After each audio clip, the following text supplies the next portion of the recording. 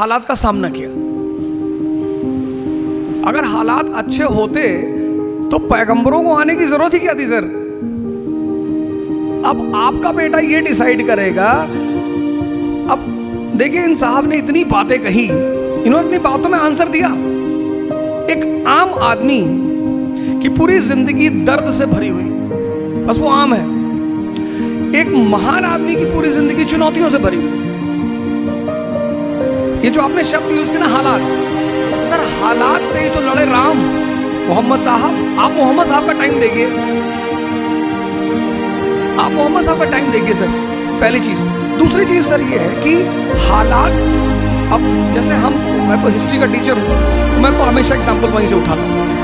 1398 तैमूर हिंदुस्तान आता है, तबाही मचाता है, सब कुछ खत्म कर देता है।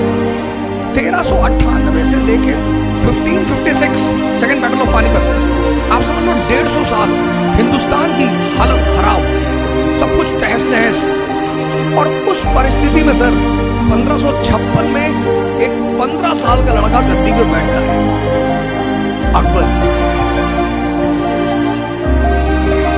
सर हालात देखो आप, हम नाहक उसे ग्रेट नहीं कहते सर, हम ग्रेट सिर्फ इसलिए कहते हैं कि भाई तुमने इस हालात से तुम निपटे कैसे। एक आदमी कह रहा है मेरा पड़ोसी मुझे गाली दे रहा है, सबके देते हैं दुनिया में, कौन सा पड़ोसी जो किसी को गाली ना दे?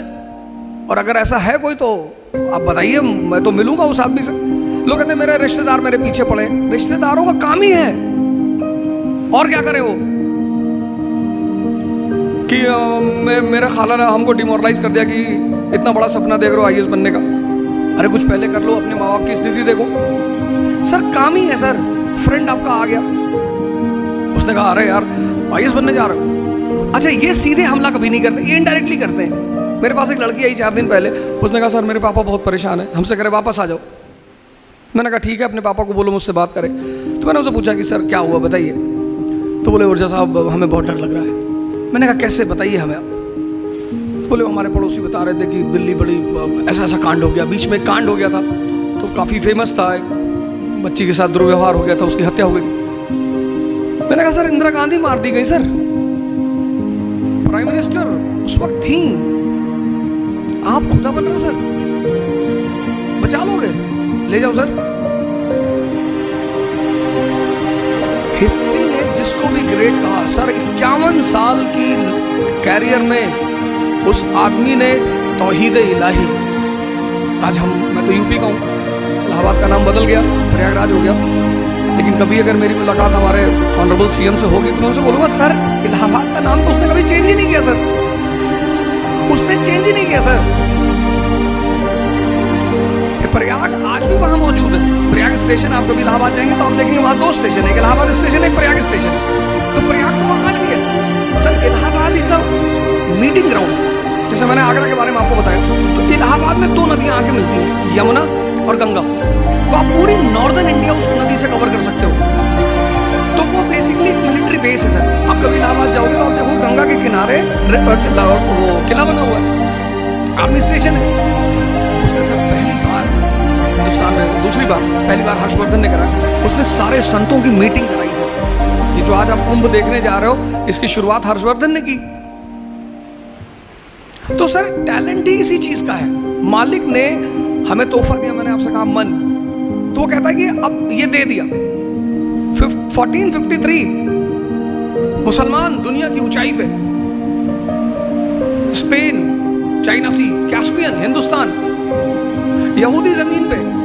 सर आज आप देखो यहूदी दुनिया में ऊंचाई पे, मुसलमान जमीन पे। क्योंकि एक चीज मिस कर गए वो, कि हमें समय को समझना है सर। यही तो टैलेंट है, यही तो हिस्ट्री मुर्दों को क्यों छेड़ेगी। उमर साहब थे खैलिफ, आप देखो पुराने जितने भी कैलिफों, आप जो आज अमेरिका में डिपार्टमेंट है रॉकफेलर, वो कहां से आया सर? बगदाद से। उस डिपार्टमेंट को किसने बनाया था? कैलिफ अल हारून ने। उस डिपार्टमेंट का नाम था बैतुल हिकमत। दुनिया के सारे विद्वानों को बगदाद बुलाया जाता था। मैंने तो मास्टर ब्लास्टर सचिन का नाम सुना, आज मैंने मास्टर ब्लास्टर सैफिन को देखा सर। आपके सामने इतना बड़ा एग्जाम्पल बैठा हुआ है सर। सर मैं माफ़ी चाहता हूँ, आपको नहीं करना चाहिए था सर, क्योंकि तब आपको समझ में आता वो टैलेंट जो है ना सर, हो सकता है आपके बेटे के सामने लग जाता द ग्रेट। आज हम जिस दौर से गुजर रहे हैं सर, हो सकता है वो बंदा उस चीज, यही तो चुनौती है सर। मैं एक जगह क्लास लेने गया, मैं अब हिस्ट्री मुझे पढ़ाना है सर, तो और मुझे यूनिटी इन डाइवर्सिटी पढ़ाना है। उन्होंने मुझसे कहा, ओझा साहब आपने मुगलों की बड़ी तारीफ कर दी। मैंने कहा सर मैं थोड़ी करता हूँ, इतिहास करता है सर। बोले नहीं आपने कुछ ज़्यादा ही कर दी। अरे मैंने कहा किसकी कर दी सर? मुगल मेडिवल इंडिया हमारा, एक कम्युनल दंगा नहीं हुआ सर, एक क्लास में 100 से ज़्यादा लोग बैठे, मुझे एक दंगा बता दो जब मेडिवल इंडिया में कोई दंगा हुआ ही नहीं सर। इल्तुतमिश, मौलानाओं का एक डेलीगेशन उससे मिलने के लिए आता है, इम्प्लीमेंट डेथ और इस्लाम इन हिंदुस्तान। उसका गुरु है कुतुबुद्दीन बख्तियार काकी। आप दिल्ली जाओगे तो देखोगे कुतुब मीनार, वो उसी की है, काकी साहब के नाम पे है, सूफी आदमी। कुतुबुद्दीन ऐबक मिलने गया काकी से, कहा कि सर ये हमारे जो धार्मिक लीडर हैं ये ऐसा ऐसा कह रहे हैं। उसने पूछा कि ये जो क्राउन रखे हो उस सर पे कितने का? कहा 5 करोड़ का। कहा ठीक। और मौलाना साहब बोले 10 रुपए का। तो एक कांस्टेबल भी कैप पहनता है, एक सब इंस्पेक्टर भी पहनता है, एसपीसीटी भी पहनता है, लेकिन हर कैप की एक वैल्यू है सर। वो वैल्यू उसकी थॉट प्रोसेस को डिफाइन करती है। संत अलग है सर, उनको बीच में मत लाइएगा, वो तो कुछ नहीं पहनते। उसने कहा तो तू 5 करोड़ के हिसाब से सोच, 98% नॉन मुस्लिम, हम 2%, हम इन पे शासन कर रहे हैं। क्यों? क्योंकि ये डिवाइडेड है, ये ब्राह्मण क्षत्रिय वैश्य, ये एक दूसरे को देखना नहीं चाहते। यही हमारी ताकत है। अगर तुमने इनके धर्म पे हाथ रखा, ये 98 एक हो जाएंगे, और अगर ये 98 एक हो गए, मैं तो कन्वर्ट हो जाऊंगा। मैं तो यूनिटी ऑफ गॉड में बिलीव करता हूं सर। दास था वो स्लेव, इल्तुतमिश का जीवन स्लेव से शुरू हुआ सर। उसकी बेटी, 50 बेटे थे सर, 50। ग्वालियर में मार हो गया वो। उसने अपने बेटों को खत लिखा कि आओ मेरी मदद करो। कोई नहीं गया कि मान लो अब्बा वहां मर गए तो यहाँ दूसरा भाई कब्जा कर लेगा। उसकी बेटी गई सर रजिया, उसने कमांड ली अपने हाथ में, ग्वालियर के राजा को हराया सर, ग्वालियर में कब्जा किया। उसने ग्वालियर में अपनी बेटी का राज्याभिषेक कर दिया। 13वीं शताब्दी का मुसलमान, उसने ग्वालियर में, उसने कहा मेरे बाद मेरी बेटी। नहीं सर, ये मास्टर ब्लास्टर हमारा आपसे अभी आपने शायद सुना नहीं इसको कायदे से। इसने कहा आपको दूसरों को नहीं सुनना सर, आप अपने बेटे को सर फिर से भेजिए, हो सकता है वो भारत को दूसरा अकबर मिल जाए। आज तो सर हमें ऐसे ही लोगों की जरूरत है ना सर। मैंने क्लास में कहा, शुरुआत में जब बोल रहा था, मैंने कहा सच सैफिन से मेरा एक अलग लगाव है। सोच पढ़ने से कुछ नहीं होता। तोतों को भी सिखाते राम राम, पर कोई तोता आज तक अरहत हुआ नहीं हुआ। मालिक की सबसे बड़ी गिफ्ट यही है सर। तो मैं माफी चाहता हूं, लेकिन मैं चाहूंगा कि आप अपने साहबजादे से कहें कि आप जो करना चाहें आप करें, दुनिया कुछ नहीं कर पाएगी सर। मैंने तैफ का एग्जाम्पल दिया था क्लास में। आज दुनिया का दूसरी जो सबसे बड़ी पॉपुलेशन है वो मोहम्मद साहब की फॉलोवर है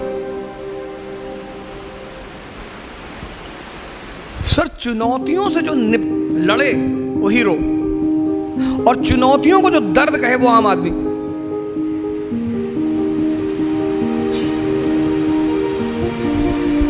सर कुछ और कहें? Thank you sir. I'll just add one thing, ये सबके लिए है, एक्सपीरियंस के लिए भी है। इन एवरी हालात वी हैव ओनली 2 ऑप्शंस, या तो हालात से लड़ना है या हालात से डरना है। You have to choose your own. और सेकेंड थिंग, मुझे ये सेम क्वेश्चन पूछा था सर, थोड़ा पॉलिटिकल हो जाएगा, लेकिन आई वांट टू से दिस पीपल। किसी ने मुझे मैसेज किया कि किसी एक स्टेट में कोई एक सिटी का नाम बदला जा रहा है, आप उस पर क्या कमेंट देंगे? आई सेड जिस दिन तुम्हें उससे फर्क पड़ना बंद हो जाएगा, उस दिन वो भी बंद हो जाएगा। As simple as all. Yes, next question. I understood कि आपका जो रेफरेंस है वो वैल्यू सिस्टम पे है। सी देयर आर सर्टेन ऑफिसर्स जो आज भी उनकी वैल्यू सिस्टम को लेके चल रहे हैं। ओके, तो केसेस तो होंगे, सिस्टम है, उसके लूपहोल्स है, उसको लोग यूज़ भी करेंगे। आपका कोई बाल भी वाका नहीं कर सकता अगर आपने अपने एथिक्स को नहीं छोड़ा। Article 311 of the constitution gives the highest level of security to any civil servant working in government of India और स्टेट गवर्नमेंट। लेकिन अगर आपकी किसी जगह पे कोई प्रॉब्लम है जो उनके हाथ में आ गया, then you can be played with. So if you are very much clear about your role, your job, your duty, and you are aware कि आपको कहाँ पे क्या डिसीजन लेना है, nobody can interfere in your life. This is very clear. So अगर उनके साथ कुछ होता भी है, कहीं वे फ्रेम भी करते हैं, लेकिन सत्य है तो जीतेगा. These are some values which can never be, modified or replaced. Yes, thank you. Yes, next. Good afternoon everyone sir, this is Anoop. मेरा सवाल ओझा सर से है. Actually sir, presently my age is 28 years and I am working in banking, so it is quite hectic. I mean from 10 to 7. So sir, do you think that I can prepare for UPSC because I have only 2 attempts left and also I can't leave the job. So sir, please guide us. Base कैसा है तुम्हारा? Base car चलाना जानते हो? No sir. Bike? Bike yes. Cycle? Yes.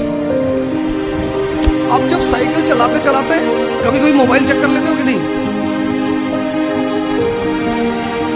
हाँ या ना बताओ, दो में से जो भी ऑप्शन है तुम्हारा. जैसे साइकिल चला रहे हो, तुम्हारा कॉन्फिडेंस है साइकिल पे और तुम साइकिल चला रहे हो और फोन आ गया, तुम देखो जैसे जो लोग कार चला रहे हैं. Yes we do sir. हाँ, you do, generally we do it कि when we develop a command on certain things. एक अटेम्प्ट में निकाला, तुम्हारे पास 2 है.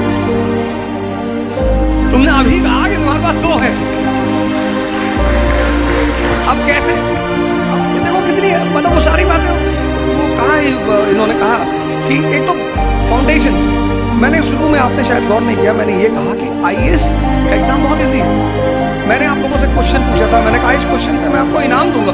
आप में से अभी तक किसी ने जवाब नहीं दिया कि सिंधिया ने होलकर से ही दुश्मनी क्यों की, और ना आप में से किसी ने पूछा. मैं बताता हूँ, और इनाम का क्वेश्चन है सर. हाँ जी बताइए.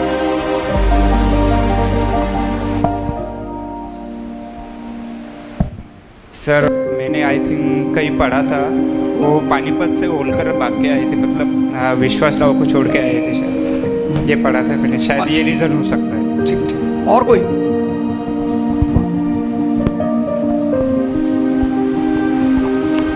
अब देखिए, यही सोचने की बात है. ग्वालियर और इंदौर, मालवा को जो रीजन है ना, वो ओपियम कल्टीवेशन के लिए बहुत फेमस है. अफीम.